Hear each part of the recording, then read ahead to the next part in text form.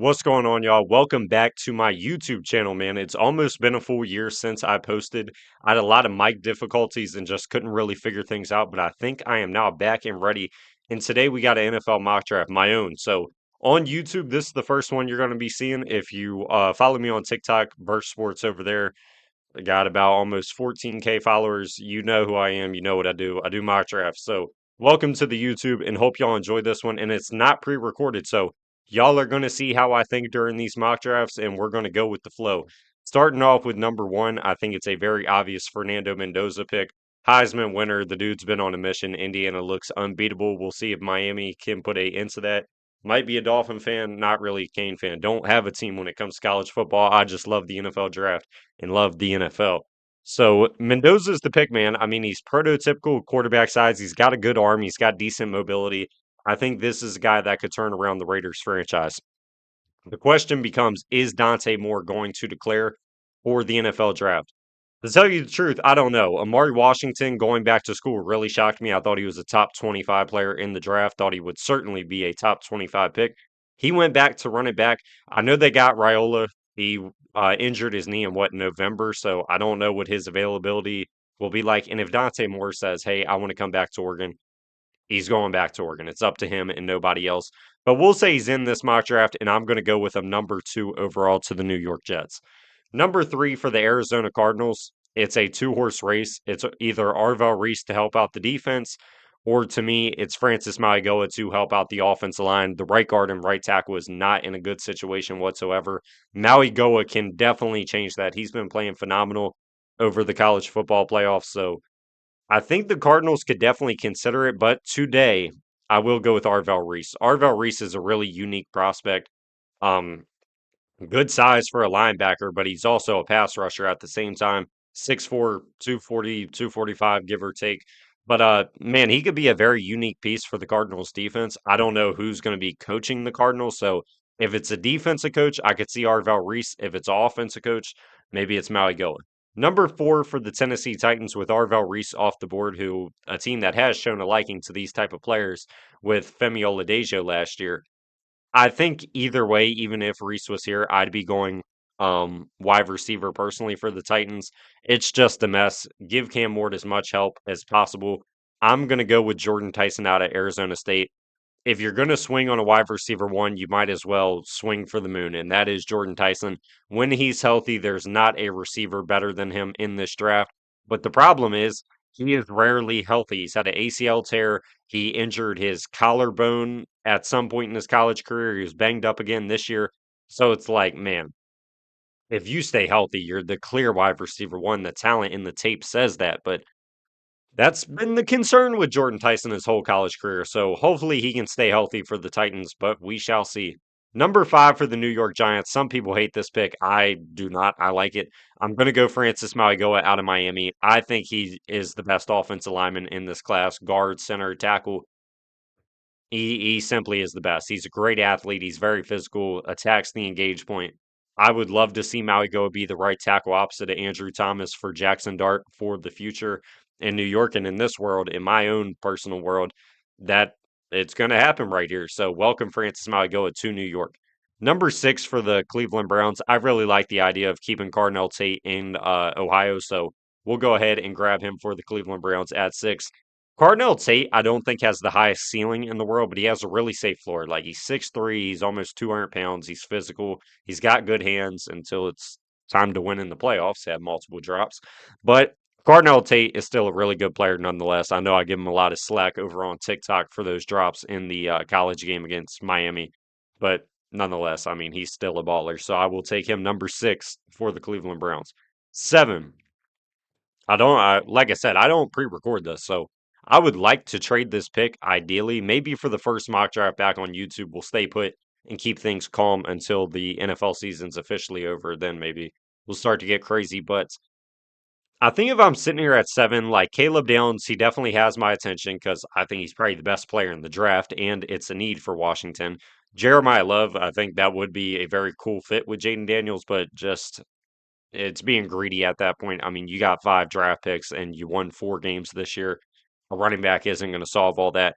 Ruben Bain, I really do love, but the arm length and the size I don't think fits well with Washington. But the player that is the prototypical size of a Dan Quinn edge rusher and the arm length will check out, and he's been super productive, would be David Bailey out of Texas Tech. So, assuming the character concerns aren't a problem, I'll take David Bailey, number 7 overall for the Washington Commanders.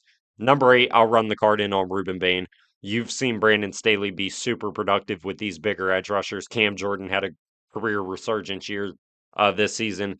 Tully out in LA when Brandon Staley was there, he drafted Tully and really developed him nicely, and now he's a really good player in the NFL. So I'll go ahead and take Ruben Bain. I think Ruben Bain's another one like Caleb Downs definitely has his hat in the running for best player in the draft, but I don't know, man. Teams tend to overreact to arm length and size and hand size and stuff of that sort. So maybe some people view him as a defensive tackle at the NFL level. I'm not really one of them. I see an awesome football player. I'm going to take one regardless if his arms are an inch or an inch and a half too short of the threshold. Oh well. Number 9 for the Kansas City Chiefs. I don't mean for this to look like every other mock draft, but if Jeremiah Love is here, you obviously take him. Isaiah Pacheco isn't the answer. That foot injury really derailed his career. Kareem Hunt's okay. He's like almost 30, though. Rashard Smith is a fine receiving back. Jeremiah Love is the total package at running back. So I'll gladly go ahead and take him number 9 overall to the Kansas City Chiefs. 10 for the Cincinnati Bengals. I'll just run the card in on Caleb Downs. I mean, to me, the Bengals probably have the worst safety room in the NFL. Geno Stone's been terrible since you signed him. Jordan Battle's okay. Caleb Downs is the real deal. He can play deep, he can play in the nickel, can play in the box. And for a team that your defense just flat out sucks, to get a player that can do so many things and so many things at a high level, I think you probably should take advantage of. 11 for my Miami Dolphins. Fins up, baby. Fins up. I'm going to go ahead and take Spencer Fano. John Eric Sullivan, the new GM, shout out. Thank you, Stephen Ross. That's who I was praying we got. He likes to go in the trenches, whether that's big guys on the edge or just offensive line in general. I'm going to go offensive line. Austin Jackson is a liability. He gets hurt every year. James Daniels played 3 snaps this year. Yes, you heard that right. 3 snaps. So go ahead, get Spencer Fano, whether he's starting at right guard, right tackle, whatever the plan ends up being. He's going to be, I think, a awesome addition to the offensive line going forward with Patrick Paul and Aaron Brewer and hopefully Jonas Savati Naya if he can figure it out. 12 for the Dallas Cowboys. You got choices. I think having your choice of CB1, whether that's Mansour Delane to you, Jermod McCoy. I like Sonny Styles a lot to add to the linebacker room. So what do I want to do here? I think I am going to take my choice of CB1 and go with Mansour Delane out of LSU. Just a really safe player to add to the secondary with Savone Ravel and Deron Bland. Mansour Delane, 6 foot, 195, good build. The speed is there. Like he's not just going to be getting toasted the whole game. And he's really good. I mean, really productive at LSU this past season. So I think with Jermod McCoy's ACL injury, which I think he's fully healthy right now, he was practicing back in like October, November for Tennessee. So I think he's ready to go, but they just played it safe. Maybe teams don't know if he's the same caliber of player. So instead, I'll just go with the safe option for the Cowboys. 13 for the Rams. I don't think I'm ready to take Ty Simpson or Trinidad Chambliss quite yet. Still very early to me. Maybe we can talk about it at the next first round pick. But with this pick, I really like Sonny Styles, but the linebacker play with Nate Landman and Omar Spates actually isn't that bad anymore. So what do I want to do? Maybe the Rams are another team scared by Jermod McCoy's medical. So I'm actually going to help out the offense even more. I'm going to go Makai Lemon out of USC. In my book, Makai Lemon is a top 10 player in the draft, and it's not even close. The dude knows how to find your blind spots on the defense. Um, Great separator, good hands. He might be 5'10, 5'11. He plays like he's 6'7. Did not mean to say that number. I truly mean it.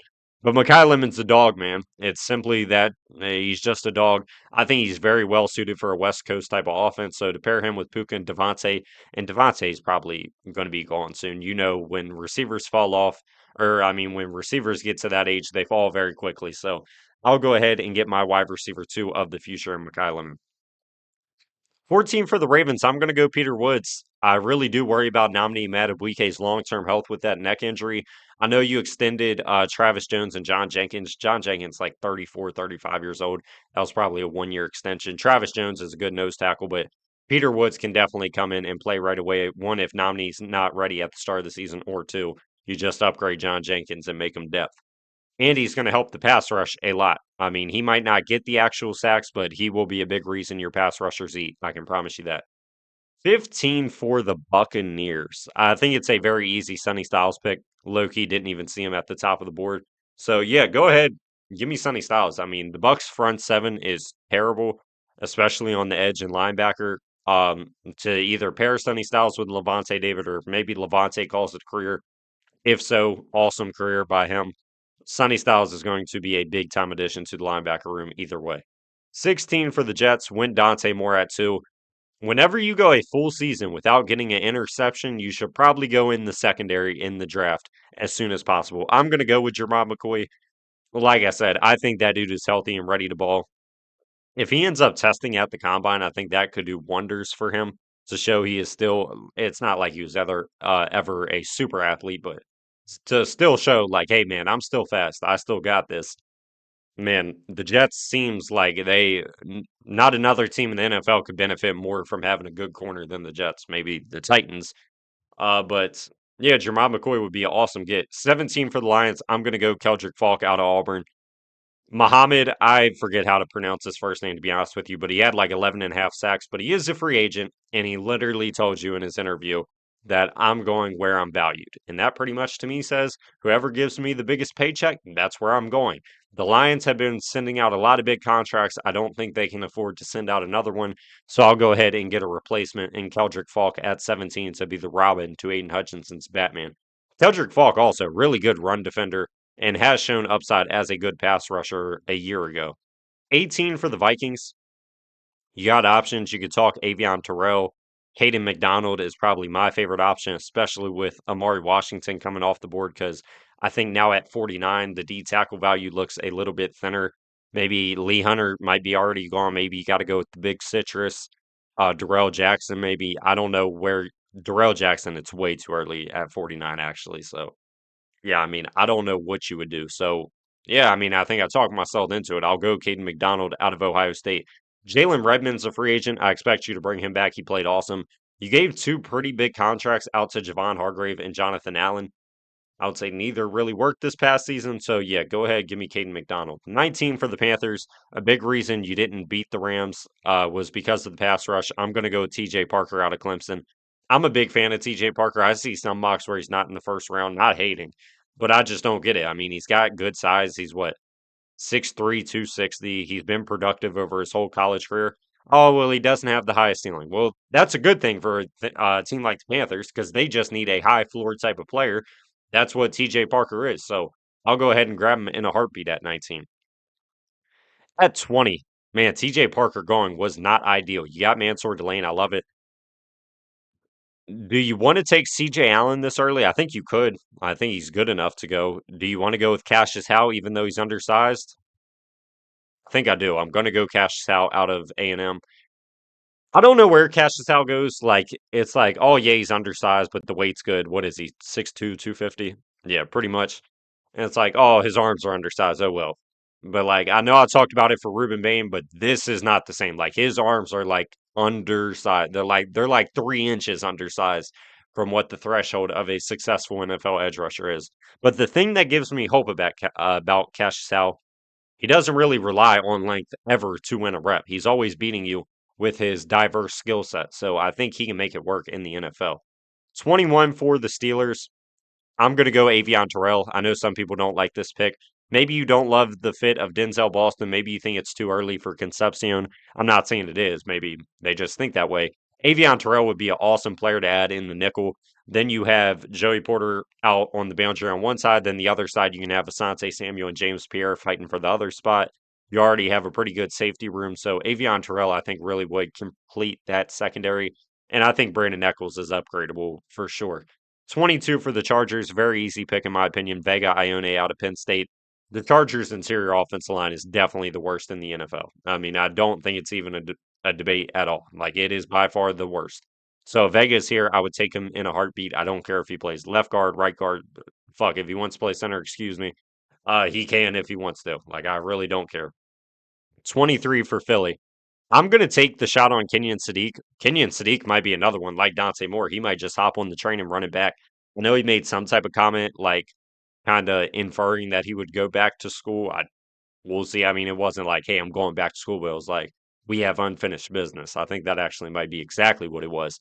So maybe he does feel that way. Maybe he does return to Oregon, but in this one, I think he'd be a very good Dallas Goddard replacement for the future. If I was the Eagles, if Goddard wants to play another year, I would bring him back with how well he played, but I don't think that it has to affect your decision to take Sadiq at 23, regardless if he's there or not. 24, you got Cardinal Tate. I'm definitely going left tackle. I'm going one of my favorites, Monroe Freeling out of Georgia. This dude really exploded onto the scene in the mock draft world. I think he recently got added probably 2 or 3 weeks ago on the PFF simulator. Don't quote me on it, but man, Monroe Freeling, I recently watched him. I like it. 6'7", 315 pounds. Really good athlete. Really can move out in space.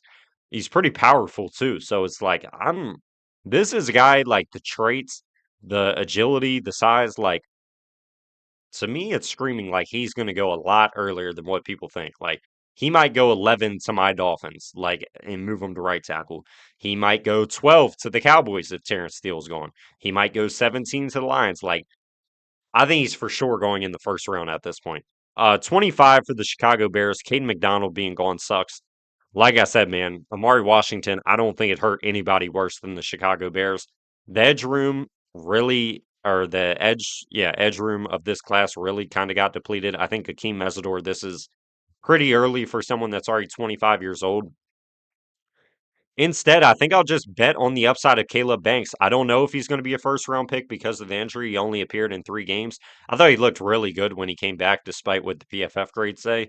But I mean, 6'6", 330 pounds, pretty good athlete, very physical and strong, obviously, with that amount of size and power. But I think he would be a awesome addition to the Bears' interior room with Javon Dexter, and Grady Jarrett hasn't looked that good either. 26 for the Buffalo Bills. Man, rarely do we ever get to pick the wide receiver we want. I think with the failures of Keon Coleman with, like, he didn't have Keon Coleman wasn't slow. Like, he ran the slowest 40 time. He also, like, ran the fastest, what is it? The gauntlet drill time. Like, he was 21 miles an hour. He's not slow, he just can't separate. I kinda see a lot of problems of that with Denzel Boston not being able to separate, so I'll just go with the speed guy, Casey Concepcion out of Texas A&M. You tried to trade for Jalen Waddle. I think this is about as close as you're going to get to having Jalen Waddle because he ain't leaving the Dolphins. Definitely not to the Bills. So yeah, go ahead, give me Concepcion and just add a dynamic playmaker to the offense. 27 for the 49ers. I'm really between Caleb Lomu and Denzel Boston. I think I will go Lomu. I like his ability to play left guard right away if Trent Williams is back, but I also like his ability to be the long-term left tackle of the future for the Niners. So Caleb Lomu, I think this is probably one of my favorite and one of the better, in my opinion, destinations for him. 28 for the Texans. I'm going to go Caden Proctor. The offensive line is still pretty bad. CJ Stroud was getting crushed last night. Caden Proctor is a awesome player, or not. Oh, he could be a awesome player. Like, he has a very high ceiling, 6'7", 360 pounds, monster of a man. Has shown flashes of being agile. I mean, like, when he caught that touchdown, I was like, damn, he can move. But sometimes when I watch his film, I'm like, damn, he's not moving. Like, he's not moving his feet. So, I don't know. I think he fits well for the Texans' offensive scheme, whether he moves into left guard or makes the switch to right tackle. Either way, I like it. 29 for the LA Rams. This is a pretty easy pick, in my opinion. You got Mekhi Lemon. I'm going to take Colton Hood in a heartbeat. Colton Hood is one of the most pro-ready corners in this draft. He played excellent, stepping up as the CB1 for Tennessee and replacing McCoy this year.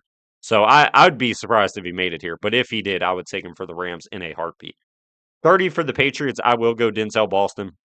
I think you could just use a physical my ball type of receiver on the outside to upgrade like Mac Hollins. So go ahead, get Denzel Boston, 6'4", 210. Like I said, he's not slow by any stretch of the imagination. He just doesn't really separate well, and he's not very explosive, but he kind of reminds me a lot of like Devontae Parker. Like, he's not getting open, but if the ball's up there, he'll come down with it. So give me Denzel Boston to the Patriots to beat Drake Mays. Maybe he's the wide receiver one in the future. Maybe he's just a good jump ball guy. I don't know, but I do like the upside. 31 for the Broncos. I'm going to go CJ Allen out of Georgia. You need linebacker help. And all your linebackers, I think, are pretty much set to be free agents this offseason. So if CJ Allen's here, I would definitely take him if I was Denver.